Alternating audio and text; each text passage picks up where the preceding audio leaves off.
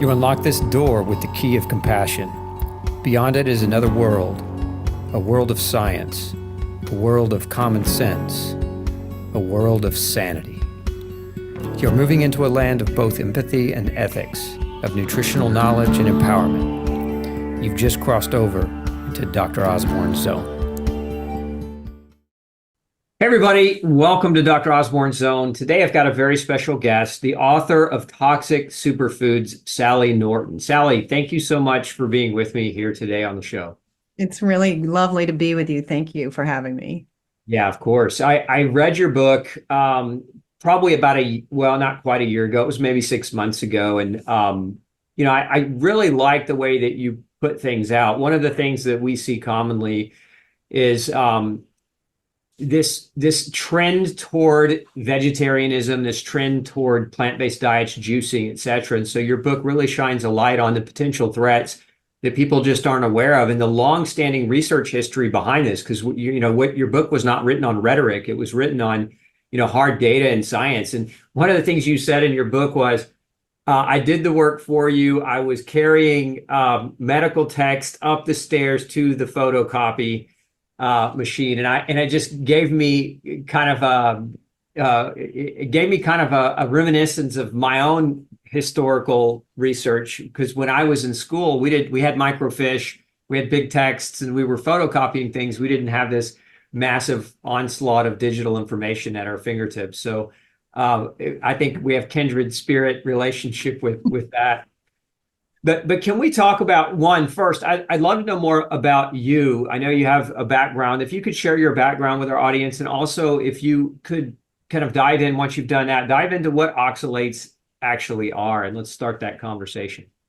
Okay, great. Well, just to spin on the library thing, I am a bit of a little Nancy Drew in the library basement trying to figure out the puzzle, because I was so puzzled when my own health crashed and I couldn't figure it out for the longest time. And when I found the answer, it was so shocking to me. I needed to know, because I need to be able to logically imagine how things work in the real world. So and the reason it's heavy to take things up to the scanner, nowadays you don't have to copy on paper, you can scan it to a digital file and email it to yourself. But these magazines from the medical literature are on glossy paper, and then they're bound into the half year or the year. So you're carrying up a year's worth of articles on heavy glossy, they're lead bricks. So there's definitely heavy lifting in the research. So you don't become unfit necessarily reading all this stuff. Just tip for anyone who loves the library. But yeah, I've been a health geek since I was a little kid. I was already into, what are we supposed to eat as a kindergartner? And then when I was 12 years old in 7th grade, I decided I would get a degree in nutrition, because the science class with this film strip the teacher showed said, if you eat a certain way, you'll end up with diseases like cancer and heart disease. And if you eat these other things, you don't. And I'm like, wow, well, who wouldn't want to know the magic to not being sick? So I thought, well, that was a powerful thing to pursue, because I have a lifelong interest in food and eating and nutrition and cooking and being healthy. And so I took a lifetime of suffering while pursuing the best of health. And I was on the verge of, I was 49 years old when I finally figured out that a lifetime of arthritis was related to the oxalates that I was eating. Well, it was a really big deal for me, because I started having arthritis as a 12-year-old. And then through my 20s, when I was vegetarian and then vegan, I was in desperate straits with arthritis, lots of inflammatory fingers and toes and you name it.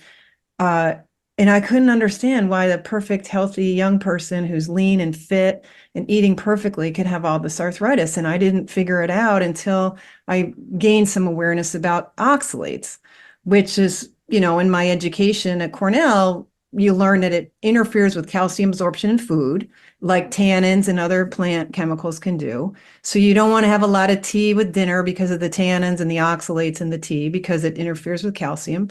And then, oxalate causes kidney stones. It turns, it grabs your calcium and then turns it into calcium stones.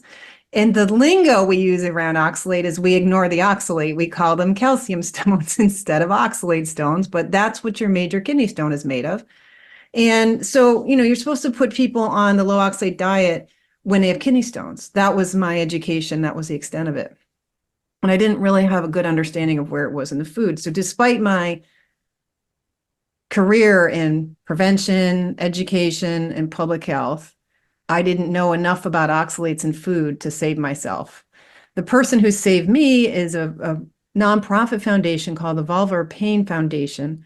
The Vulvar Pain Foundation's been teaching for over 30 years that pelvic pain, and it started off with women's genitalia pain, but it's really any kind of pelvic pain for men and women, can respond to a low oxalate diet, and you can get a final answer to that.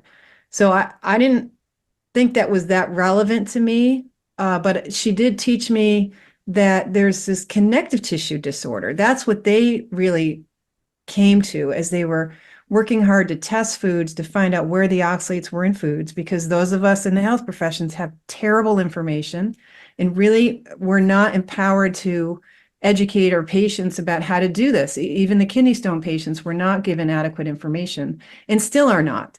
But so they took on the burden of figuring out where the oxalates are in the food and figuring out how to teach it. And their big learning was that connective tissue disorders are related to oxalate exposure, that your fascia and your tendons and your joints and your bones and your quality of your skin are all affected by oxalate in the diet. I mean, it makes perfect sense. The matrix of soft tissue is so mineral dependent, and oxalates binding that and or displacing it and causing deficit in it. So your experience was personal at first. You mentioned that you'd gone through school and training and you learned basically that kidney stones and low oxalate diets were a connection. It's interesting how you found the connection through vulvodynia, which is how I also found it. Because I had a nurse patient about 20 years ago, and we were taking her on a gluten-free diet, and some of the recommendations that I had given her, she got mad at me about. And she said, "You obviously don't know about oxalates," and I didn't, and she was right. And she got mad at me and left.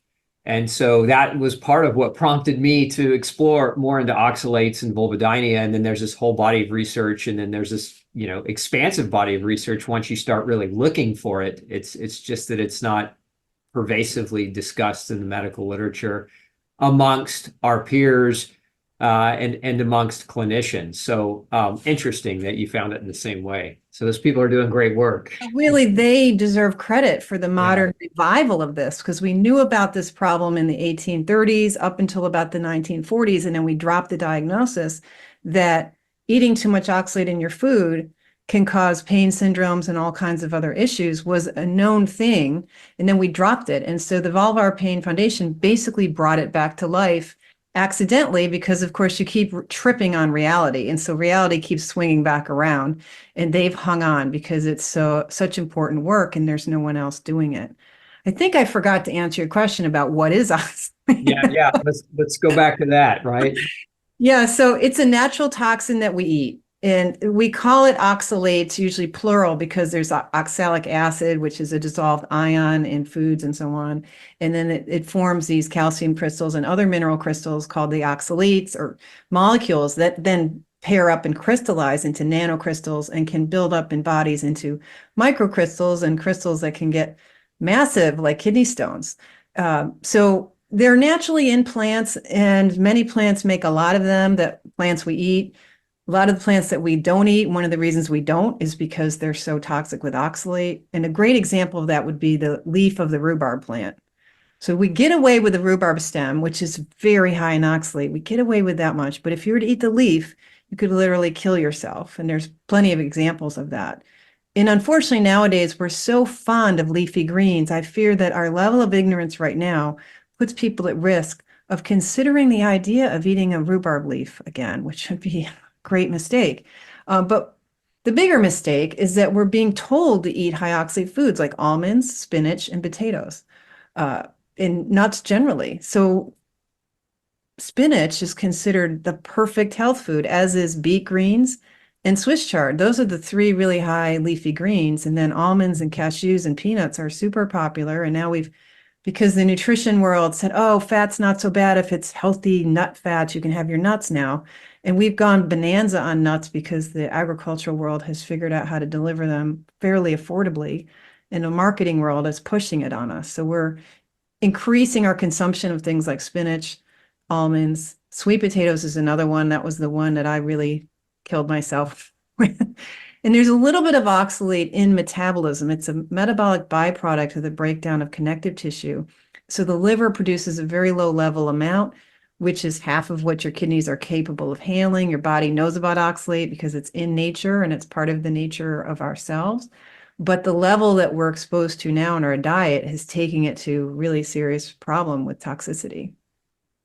So oxalates being a natural part of our world, a natural part of what plants produce to protect themselves in the wild.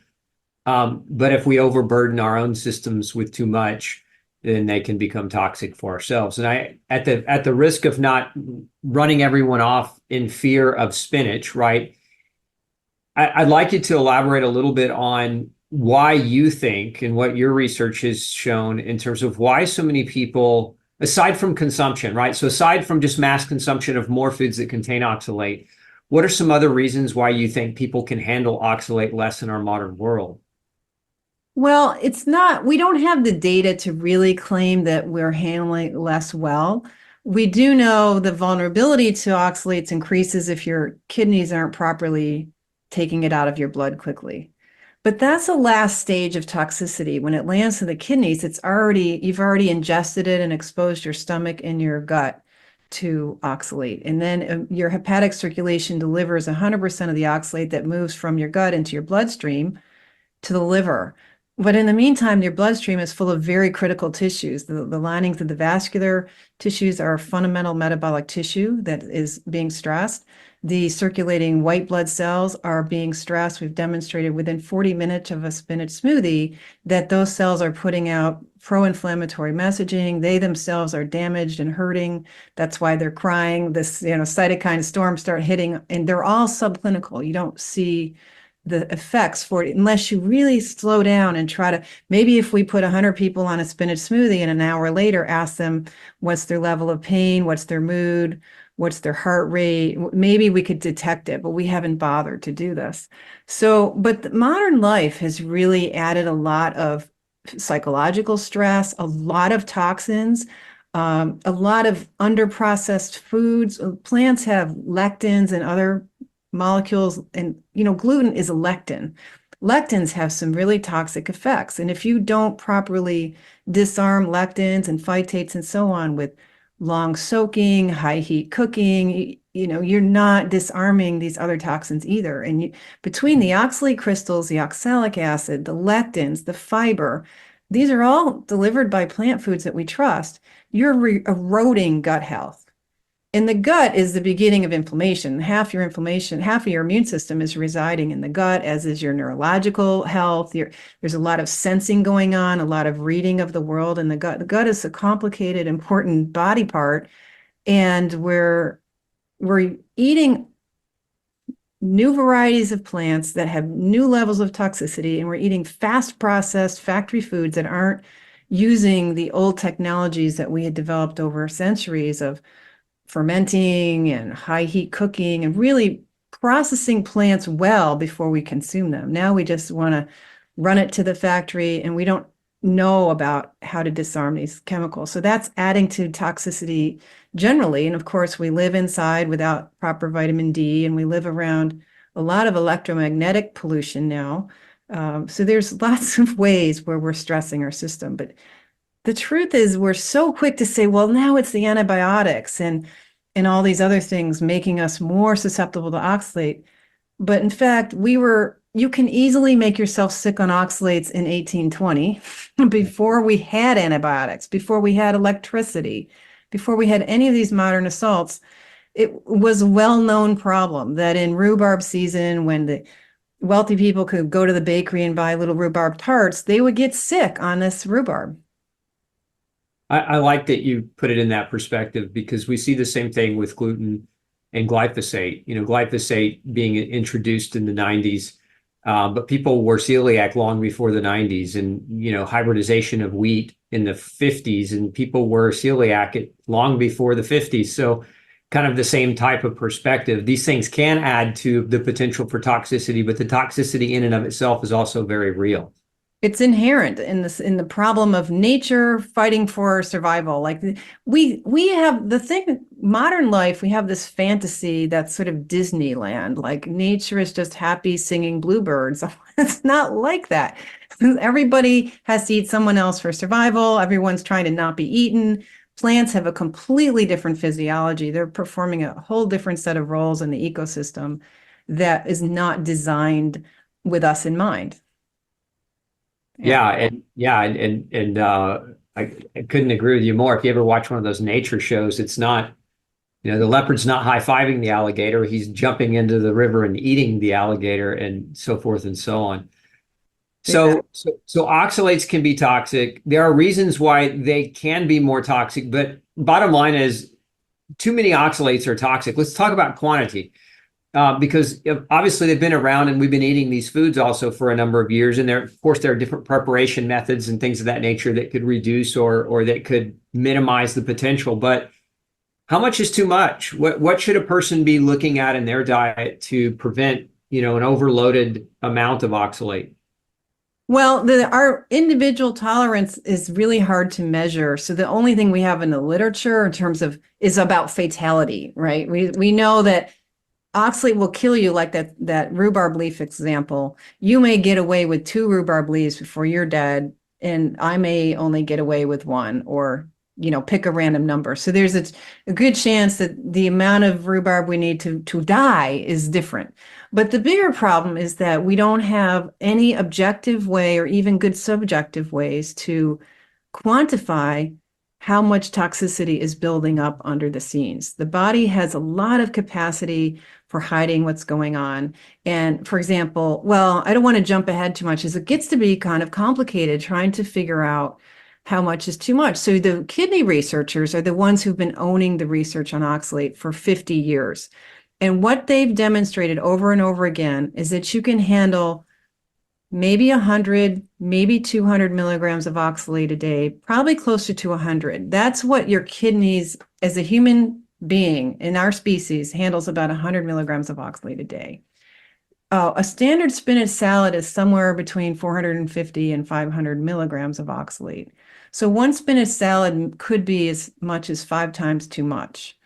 A handful of almonds can get you halfway, it can get you to like 70 milligrams of oxalate, if I'm remembering correctly. So if you stack, say, a pint of iced tea, 25 milligrams, 70 milligrams from your almond snack, a handful of chocolate chips, you've exceeded that 100 milligram level.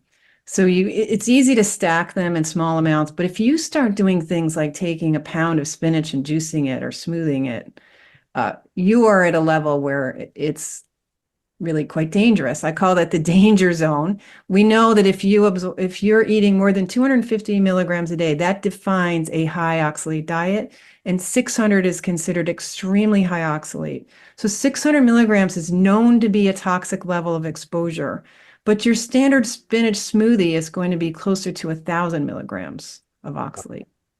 You wrote about, I think it was Chris Hemsworth in your book. Liam, poor Liam. Chris always gets the fanfare, but it's Liam. Okay, my fault. And he was doing, I don't know, he's doing some massive amount of smoothie and then vegetarian eating as well. And then, got tremendously sick. Can you talk a little bit about that? Yeah, he described it in his Men's Health interviews that he had, and it came out in the US Men's Health and in Australia Men's Health. And he described it as 5 handfuls of spinach in his smoothies. And I think some days he would have 2 smoothies, and he was also on this essentially vegan diet. His wife at the time was vegan at that time. And so he was eating a pretty high oxalate diet. And he got so sick that he missed the premiere for Isn't It Romantic, a movie he starred in, and he missed the awards banquet as well. He was in the hospital having kidney stone surgery.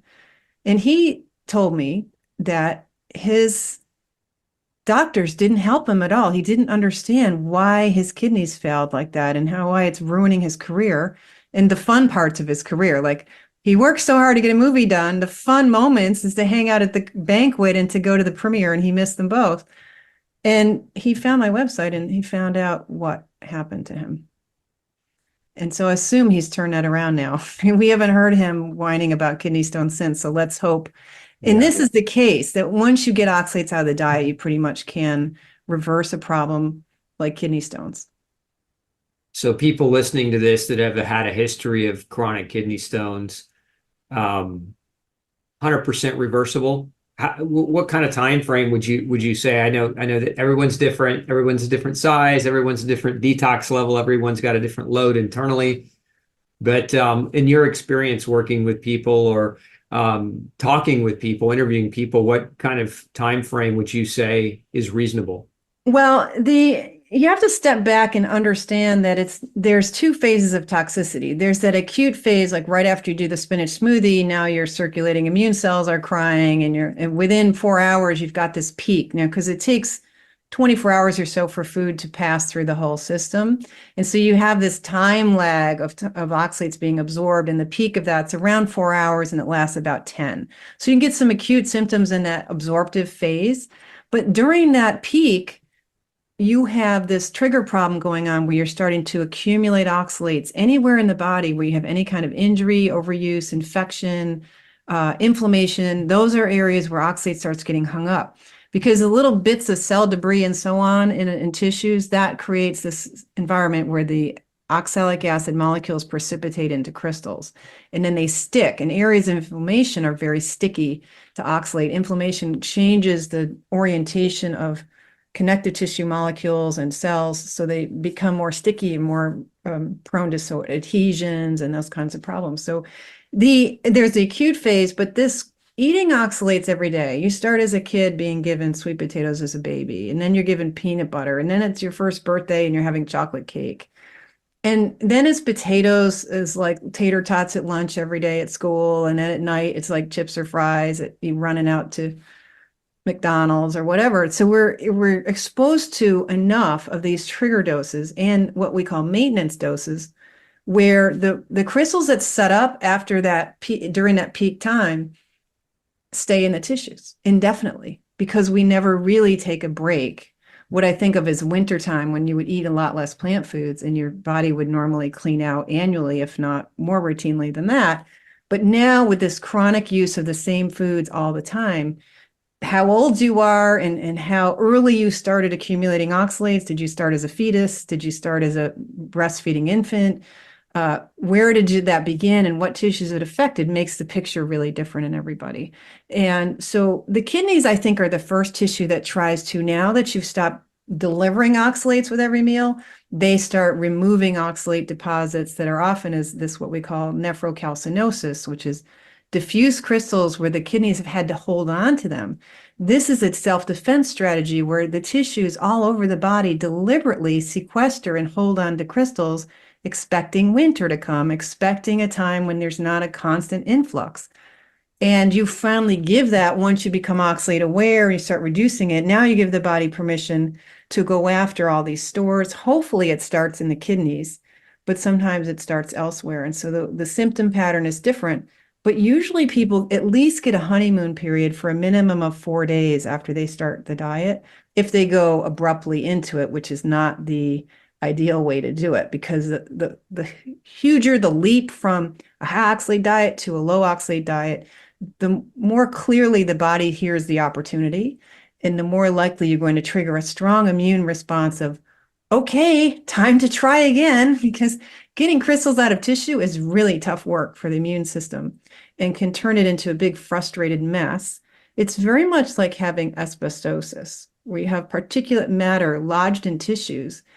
The immune cells try to deal with it and they get in this frustration mode because the crystals are so hard to consume, because they literally try to consume them and then try to break them down. And there's a lot of frustration, and you just get this sort of enraged immune system that's desperately trying to help you. But if it's too much all the time, you cause lots of toxicity and lots of misery, and you're generating autoimmune problems, which you probably already generated in the exposure in the acute phase. I've seen people say they thought they had diabetes, just disappears when they go on low oxalate. And then it shows up in peaks where their blood sugar is now out of control when they're in these phases of oxalate clearing from tissues. So let me just back up just a minute.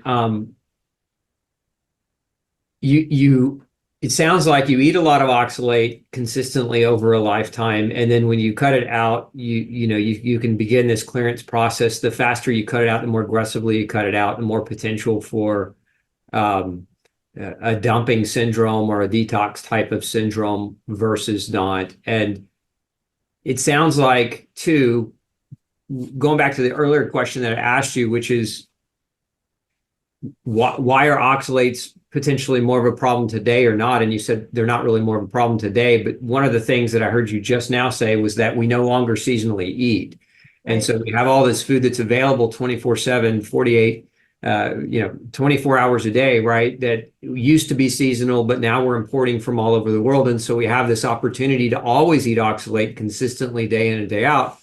And so there's never a winter of, hey, let's let our body get this stuff out. And so it crystallizes these components into our tissues, which can create symptoms in and of itself. But then when we do finally get a break, if we recognize it as part of our problem and our body tries to break it down, our immune cells really struggle to break those things down, creating a kind of a mess, a storm, if you will, of inflammatory chemicals that can also create spikes sporadically of symptoms as we're trying to pull this stuff out of us. So all that being said, time frame wise, let's just go from what's the longest time frame you've seen somebody really struggle, and what's the quickest, kind of shortest time frame that you've seen somebody do really well? Well, even in the initial response, you get that honeymoon period where you feel great for a few days, and then it seems like your symptoms come back, and you think, oh, well, that wasn't the issue, and you go back on the food and back and forth. But interestingly, I often get a lot of clients who come to me from going from, say, keto, which is a lot of almond flour and spinach and sometimes dark chocolate, to carnivore, which is zero plants for the most part, although they usually keep some coffee and maybe some chocolate or something. And they don't always even see any of this clearing stuff start until years later, 2, 3, even 6 years later.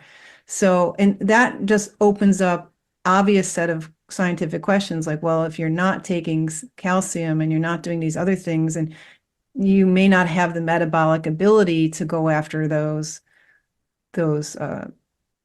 deposits, and you may not get this clearing thing right away. So it's then we have, all right, so what is the healing? If you've been like me and you've been eating Swiss chard your whole life and beet greens and had health problems your whole life, and now you realize that almost all of it or all of it seems to be explained by the oxalate problem. What is that trajectory of healing? Usually, there's a struggle to learn the diet and learn what that pattern of clearing looks like for you and what kinds of issues show up for you. And then you realize, oh, here's a hip pain now, and that hangs around for 5 months. And then here's the other hip or some knee or some other body part that hangs around for months. Other people go into these little short bursts where you get some gout and then it disappears. It might stay for a week, 2 weeks, 3 weeks, and then it comes and goes. So that's a healthy immune system, by the way, that can go after a problem, decide whether that's going to work or not, and decide to take a break. Because your immune activity like this is meant to be short-term response to injury, not to be on all the time. So if you can turn it on and off, that's a good sign that your metabolism is pretty good. So there's lots of variables. I'm just trying to just generally mention a few things that will affect the pattern that you see in response to the diet. So, but generally you see a little bit improvement, then things get a little rocky, then you learn kind of whether you're in clearing or not, and then it can get worse in year 3. Once your kidneys are cleared out, once they've recovered, you've got a better exit strategy now, and the rest of the body seems to be more able to get into the deeper tissues, the tendons, the bones, the eyes, and so on. And interestingly, we think of the kidney as a major tissue of oxalate retention and deposits forming, but the bigger tissues are the bone marrow, the eyes, and the thyroid gland. And you can imagine periodic inflammation in the thyroid gland has all kinds of effects that seem unrelated. And you see things like elevated liver enzymes, and you see various testing being strange, So if you're on a low oxalate diet and you're trying to figure out what is your trajectory and when you're getting better, I think you've set in motion a lifetime of healing. I am now in my 11th year. I know I'm still clearing oxalate. I know I still have oxalates in my spine and tissues like that have been severely affected. So I think your body will continually heal, and whether or not that's symptomatic or not is also really variable. But I would say if you want better quality of life, when is the better quality of life? Usually pretty quick. And usually something like your sleep is suddenly much easier, or your this or that, your mood is clearer. What surprises me is how many people are finally out of anxiety. They finally can experience calm. They can finally focus and meditate and not be panicky all the time. And that is a huge quality of life thing. So even if your elbow hurts now and then as your body's clearing up, at least you've gained some sense of sanity. What are some things that would slow down a person's ability to, to pull oxalate, aside from obviously eating, keeping a high amount in their diet, but are there micronutrient deficiencies? Are there certain medications? Are there any other like environmental factors that you would say if this is also happening, then their progress is going to slow down and not be quite as linearly effective? Well, we have to sort of define progress and what's the end point, because we imagine that the end point is emptying the body out of all the crystals. And I don't think that's the end point, because I don't think you can get there. What you want is to retain high function and get your metabolism healthy and not have autoimmune diseases and not have your capillaries melting down and retain your vision. So you want functional improvements and you want to slow the aging process. And that's going to happen anyway, if you stay alert to your oxalate exposure. So what is the end game really? That's we have to think about what we're trying to achieve and not necessarily try to push the clearing process, because the clearing process is toxic. So you're almost better off allowing some degree of sequestration to remain and take its time in order to keep the whole system happier and healthier and not create cancer, not create, serious autoimmune problems. So we want to slowing is actually a benefit. And what we see that supports the oxalate clearing is calcium, minerals, B vitamins. They'll all kind of promote, and even adding carbs to a keto diet. Getting enough energy, you get the energy by giving enough B vitamins. The binders, calcium is the main binder that helps your body relieve oxalate from the body, but calcium is the critical ion in cells. Calcium is the messenger molecule that tells the cell what it's doing. The cell organizes its activity using calcium ions. So you don't want to keep messing up your calcium and your potassium and having the whole danger signal thing going all the time because your cells are spilling potassium and so on. So it's important to know that when you add these important nutrients that you need to keep your mitochondria working and your metabolism up, the B vitamins, especially thiamine, and all the trace minerals, and then the macro minerals like potassium, calcium, and magnesium, super critical. You could be promoting this clearing process. And when you're doing that, you may need to think about, well, let's not have such a low oxalate diet that's causing overdoing the clearing. So if you get really bad reactions to taking calcium, taking B vitamins, eating well, you may need to be evaluating yourself for oxalate clearing. And then it's easy to medicate that using dosing of oxalate, which I also talk about in the book. And there's a table in the back of the book to give people a bit of a guide to get started on that thinking process. So I mean, where I go with that, because one of my specialties in my background is micronutrient deficiencies. And so my thought immediately jumps to like, okay, vitamin B6, vitamin B1, very critical biochemically for metabolizing oxalate. Right. What I hear you saying though is everyone doesn't necessarily need to megadose those things to speed the process up. Well, you probably need them. I mean, I love B1. I think B1, you need healthy mitochondria. You need nutrients. But I think one reason why carnivores delay in the clearing is because they don't use supplements generally. The whole culture of carnivore is just eat meat and don't use supplements. And I think not using supplements can help you delay. It's a theory. We don't get to have a lot of research on this. This is all new behavior. The idea of oxalate controlling it in your diet is new. The idea of a carnivore diet is new. And research attention on these issues is practically nothing. I go back to just traditional wisdom, Yeah, logic. There's a reason why these plants are available at certain times of the year and not available at other times of the year. That reason is going to escape us all, at least the we may have theories and we have nuanced ideas about, why that happens, but ultimately we're here and there's a higher power in charge of all this and probably a much greater wisdom and control. And so it was designed that way. And we've just kind of overstepped that design to make things more convenient. And I think people are paying a convenience tax, right? I mean, it's ultimately, and if we kind of gravitate back to balancing things, because as you said, it's not, going carnivore might not be the absolute end all be all answer for oxalate toxicity because of the reasons you've already laid out, but reducing your quantity and having balance, so that your body can take care of its own business sounds like a good strategy to me. I mean, just on the surface, even without all the research. Well, I love that you talk about the convenience tax. I think that's a great thing for people to get their heads around, because we're really kind of selling our souls to the devil of convenience, and the idea of being humble in the face of the way nature works. And it's on both sides. It's on our lifestyle and what we should expect to be consuming and have access to. There's a lot of entitlement, like I should have spinach every day. I need this or else I'll die.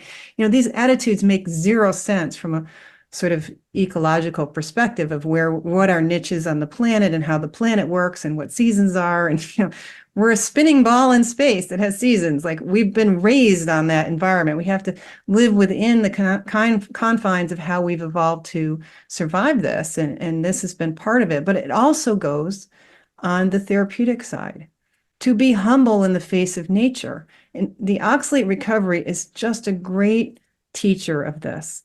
We pretend we know more than we know. And our hunches and guesses are so culturally bound that we tend to want to over intervene. And my thing is, please just work on not poisoning your body first and foremost, and treating yourself well and doing things we know are safe, like sauna and good sleep. And then obviously we need to replenish these nutrients that we need in ways best we can with what tools we have with modern supplements. I think supplements are really important to the recovery. And we can over intervene. We think, oh, I've got to get this out. I need some special magic thing to do this for me. And honestly, the body knows how to do it itself. If it's not poisoned and it's well rested and you have the nutrients you need, even if you're under stress and you're burying your mom and all that, your body will just heal yourself. Stress doesn't break down your ability to heal, even though it can prompt clearing. And, there's trauma connected to oxalate poisoning, both psychological and physical. And people have traumas really, so there's that whole stress side. I'm just sort of mentioning that as an aside. But honestly, if we would be humble enough to just respect the basics of don't poison yourself, be well nourished, take good care of yourself, and then learn from the body and not try to say, wow, I got to get this out fast. I got to do this or buy this herb and go do this. And the more you push it, the more sick you're going to make yourself. Yeah, I can see the wisdom in that for sure. Do you think that my experience, this is just my clinical experience with certain people, and that is that they have a mold issue environmentally.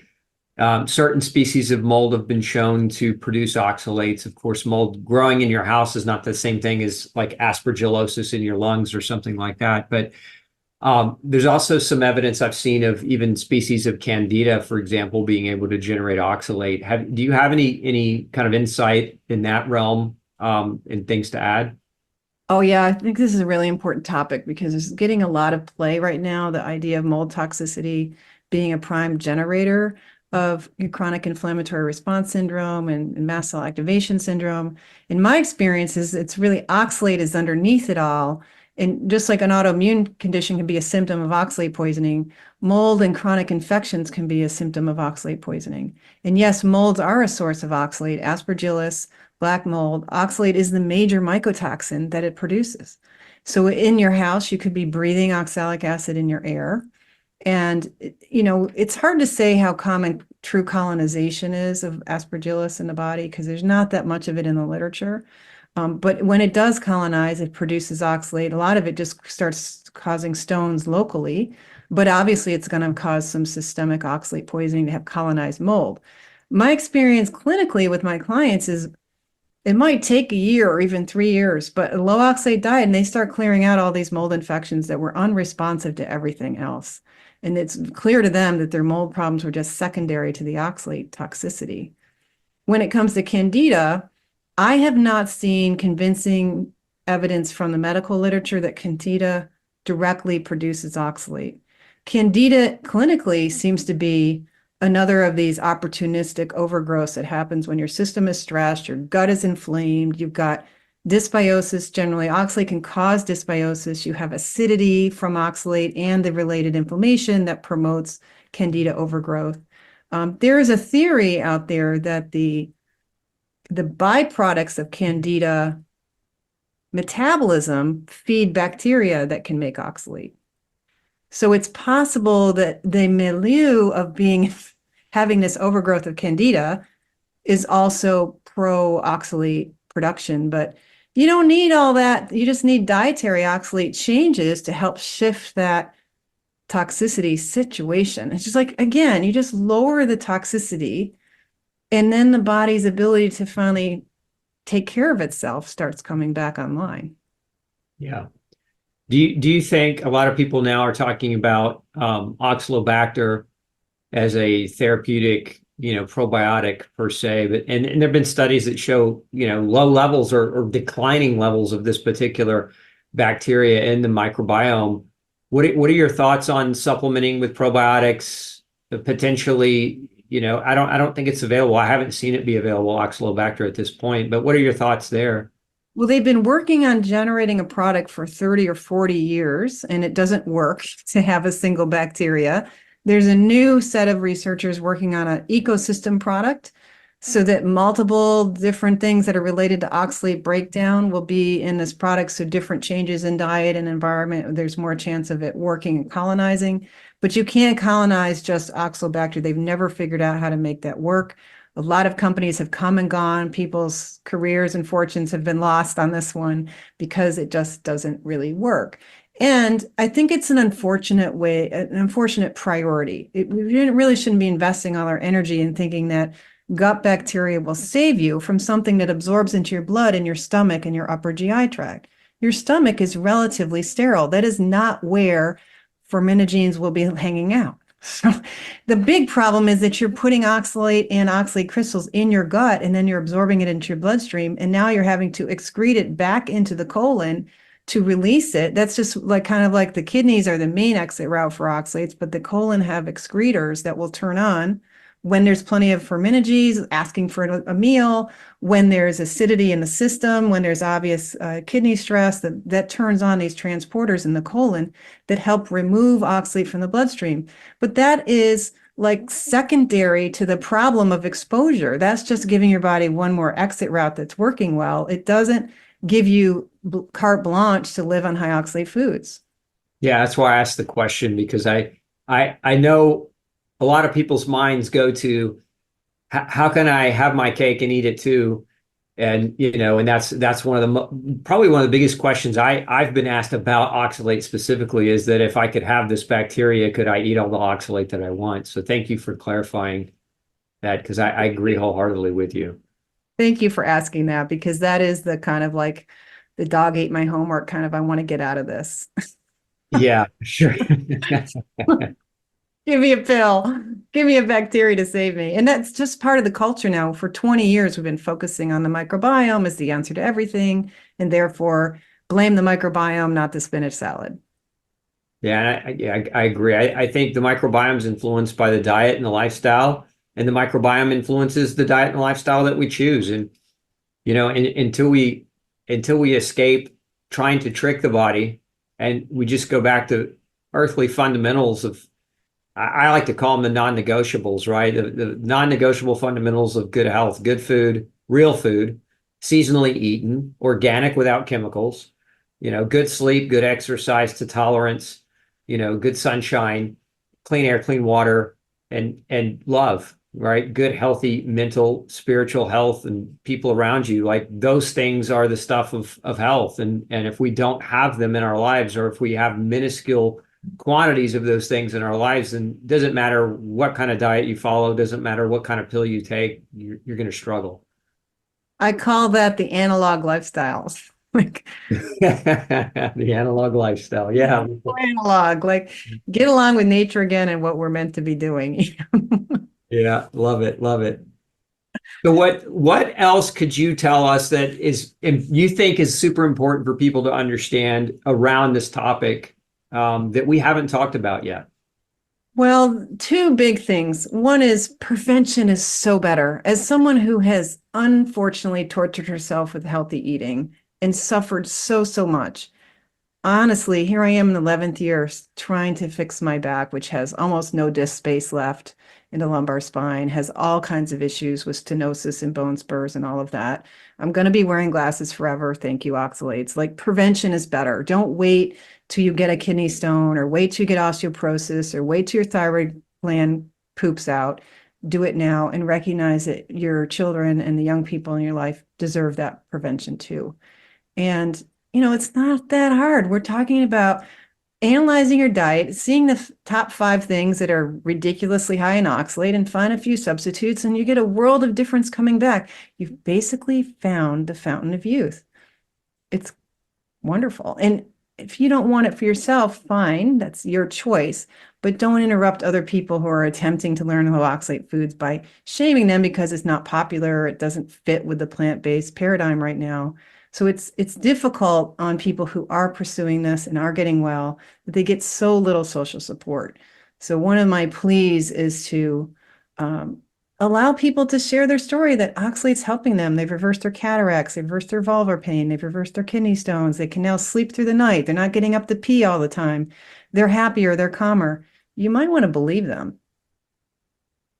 Yeah, I would say that from my own experience. People don't go to the doctor because they have extra time on their plate and they just want to be gaslighted. Like they go because they're really sick and we're looking for some real type of answer. And unfortunately, we just live in a world where real answers are not the priority and real investigation is not the priority. So yeah, absolutely.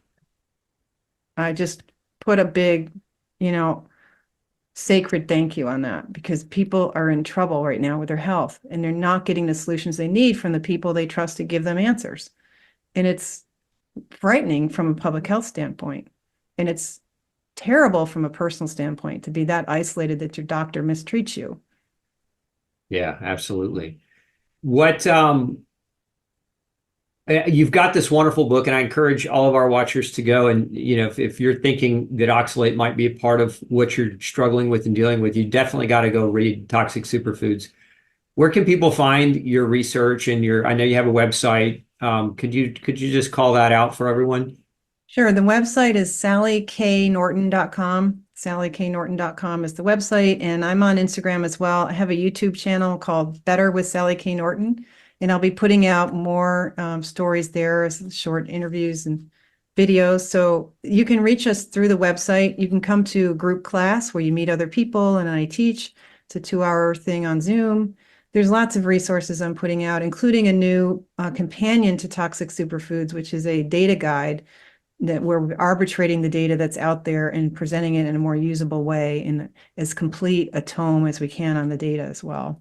Love it. I'd love it. Whenever you get that ready, let me know because that's always a big question. Like, if I have to stay under 600 or under 500, under 400, but I can't trust the data that's out there, then how am I supposed to navigate this diet? And some people are just very black and white and really need a resource that can guide them in a more distinct way as opposed to guesstimation. So I'm glad that you're putting that together. Thank you. Okay. Well, thank you so much, Sally. I know you're very busy, so I appreciate your time today and appreciate your sharing all of your knowledge and wisdom with my audience. And again, that's sallyknorton.com, correct?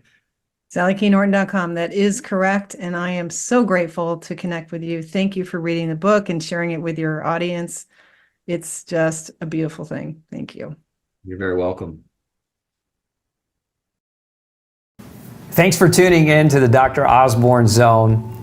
Don't forget to share, like, and subscribe for more content like this. And make sure you come back next Tuesday at 6 p.m. Central Standard Time and Thursday at noon 30 for more episodes.